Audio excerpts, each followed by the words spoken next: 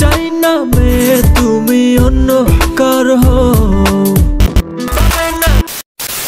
Hello guys, আজকের video টিকটকের নামে কিছু লোকজন যারা কোমরের 380 ডিগ্রি সার্কাস শুরু করেছে, আজকে ওদেরকে আনবো সার্কাস থেকে সরাসরি সার্জিক্যাল রুমের ভিতরে।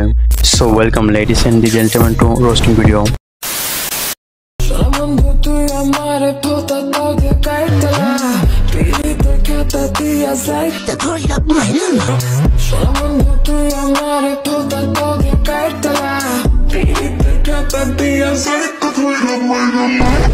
আবে প্রতিবন্ধী মানে ভাই, আপনি তো নাচেননি, আপনি টিকটকারদের মেকআপ টিউটোরিয়াল ভাষণ ডান্স দিয়েছেন। এমন করে কোমর দোলাচ্ছেন, নোরা ফাতেহি হিংসা করে রিজাইন দিয়ে দেবে কোমর দোলানো থেকে। আপনার স্লে কুইনের ভিডিওটা দেখে মনে হয় টিকটকের সকল মেয়েরা আপনার কাছ থেকে শিক্ষা নিয়েছে নির্লজ্জ পর্যায়ে যাওয়ার জন্য। ভাই তুমি এমন কেন? তুমি যেভাবে হাত তুলে কোমর দুলিয়ে নাচছো তা দেখে ছাদেও লজ্জায় ভেঙে পড়তে চাইবে। সিসিটিভি ক্যামেরাও কনফিউজ হয়ে যাচ্ছে। ভাই এটা রেকর্ড করবে নাকি রিপোর্ট করবে? ভাই তুমি নিজেকে অনুভব করো, একটু লিমিট লাগাও, কারণ তুমি শরমে স্পিড লিমিট ভেঙে ফেলেছো। I like your beauty, I like your fashion. Aji nazar, ek number. Tuझे Qamar hai taal, shaky shaky hai kitni sundar. Je pai je take it. ভাই হড্ডা ফুসকা বান্দাটাকে প্রথমে ক্যামেরার সামনে দেখে ভাবলাম পিচিটা মনে হয় নতুন জেল কেটে বের হলো। চেহারা দেখে মনে হলো ভাইটা কি ঠিক আছে তো, কিন্তু 2 সেকেন্ডেই ভাইয়ের ভিতরে বোমার ভূতে ভর করলো। খুব দারুণ লজ্জার ব্যাপার। গলায় পাগলের মতো মালা আর হাতে চুড়ি পরে গানের তালে এমন ভাবে হাত ঘুরিয়ে নৃত্যগুলো করলো যেন ওর রক্তে পানি নয়, টিকটক ট্রেন্ড বইছে। নিষ্পাপ বালক, এইসব থেকে বাস্তব জীবনে ফিরে আসো। তোমার অবস্থা দেখে মনে হচ্ছে কেউ টিকটকে কালো জাদু করছে অলৌকিক তপস্যার জন্য।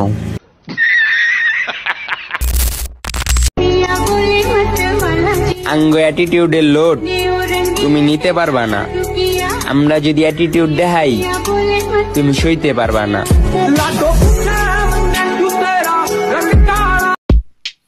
দাদু তুমি যা অ্যাটিটিউডের ওয়াকিং অ্যাটম বম।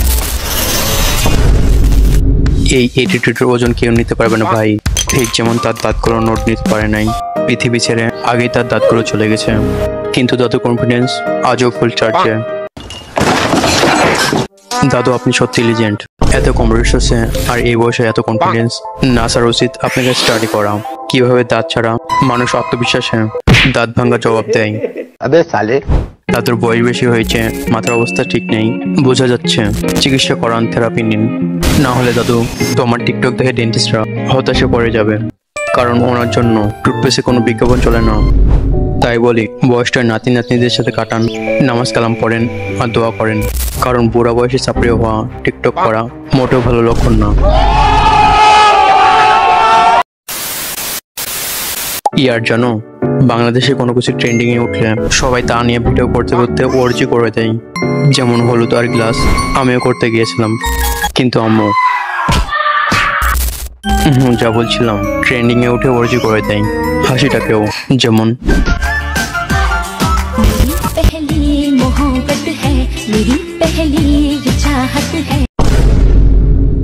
আবে বালক বুদ্ধি, এর সাথে এত চিন্তা আর এত কষ্ট লুকিয়ে আছে।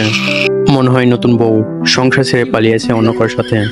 ভাই তুমি ফিল্টার লাগিয়ে এতটা ইমোশন হয় না, তোমার কষ্ট দেখে আমার কিডনিতে হার্ট অ্যাটাক হয়ে যাবে।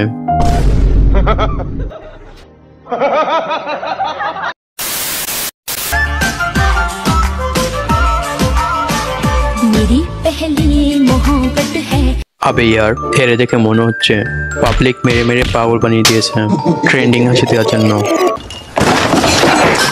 ভাই যদি হাসি না আসে তাহলে তা দেওয়ার দরকার নেই, আরো অনেক কিছু আছে করার গরুর মতন টিকটকে। সো ইয়ার, দাঁত থাকলে দেখাও ঠিক আছে, কিন্তু এমন না যেন লোকজন থেকে চিন্তায় পড়ে যায়। আমি তোমার মনের ভেতর একবার ঘুরে আসতে চাই, আমায় কতটা ভালোবাসো সেই কথাটা জানতে চাই। Bro call down. তোমার কথা শুনে মন না তেলাপোকাও ঘাবড়ে যাবে, কারণ তেলাপোকা যখন তোমার গলায় উঠতে চাই, তোমার সাথে থাকতে চাই, তখন বুঝে নেবে তুমি ক্রাশ না, তুমি ক্র্যাশ ল্যান্ডিং। ভাই এমনটা নাঙ্গা হয়ে কোর মতন তাকিয়ে নিজেকে স্মার্ট দেখানোর চেষ্টা করো না, মেয়ে পড়বে না। কারণ ভাই তুমি অনেক আগেই তেলাপোকাদের মন পটিয়ে নিয়েছো। আর মনের ভিতরে ঘুরে আসার কথা বলছো, ভাই মনের ভিতরে না, বাথরুমের কোনায় থাকো, কারণ ওখানে ভালো মানাবে তেলাপোকাদের সাথে। ভিডিও শেষ। ভিডিওটা ভালো লাগলে লাইক সাবস্ক্রাইব করে দিও। Thanks for watching guys. Stay happy, stay healthy and সায়োনারা।